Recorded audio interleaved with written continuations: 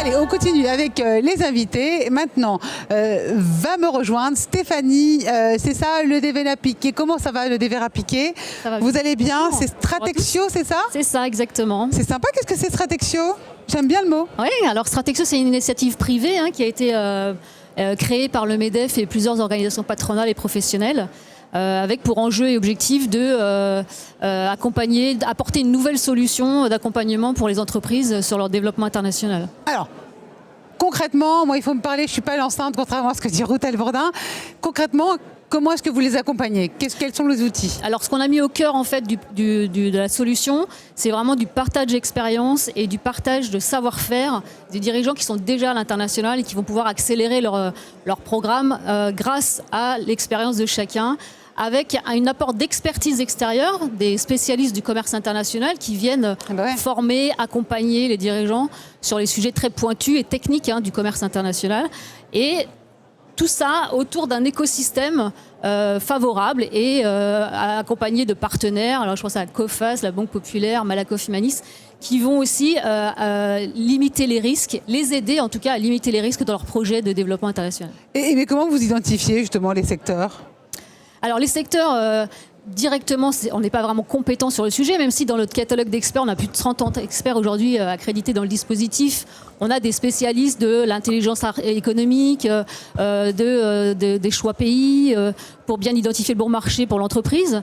Mais aujourd'hui, je dirais que les meilleures personnes, les personnes les plus compétentes sur ce sujet, ça reste celles qui sont basées dans les pays mêmes et qui sont au contact même des marchés étrangers. Je pense par exemple au Conseil du commerce extérieur, à Business France dans les pays, au CCIFI, enfin tous les acteurs privés qui sont présents dans les marchés, qui identifient eux-mêmes les nouvelles besoins émergents des pays. Alors justement, pourquoi c'est important de franchir les frontières?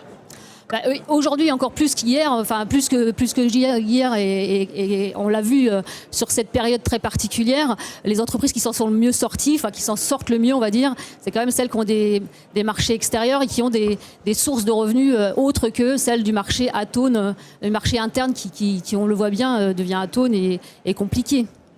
Oui, j'imagine. Alors, du coup, dans quelle mesure est-ce que le commerce extérieur favorise la relance?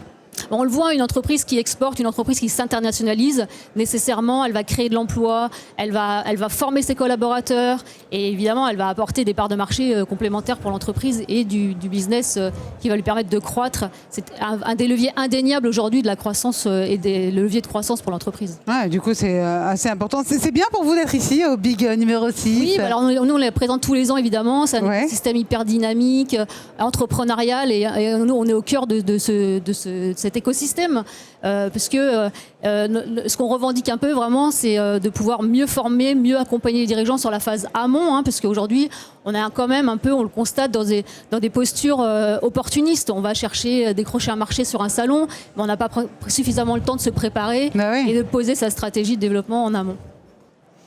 Donc, merci beaucoup en tout cas. Merci à vous. Donc Stéphanie de Piqué, merci beaucoup. Je rappelle l'initiative qui s'appelle Stratexio et dont vous êtes la directrice générale. Merci. Bon Big cette année, à bientôt.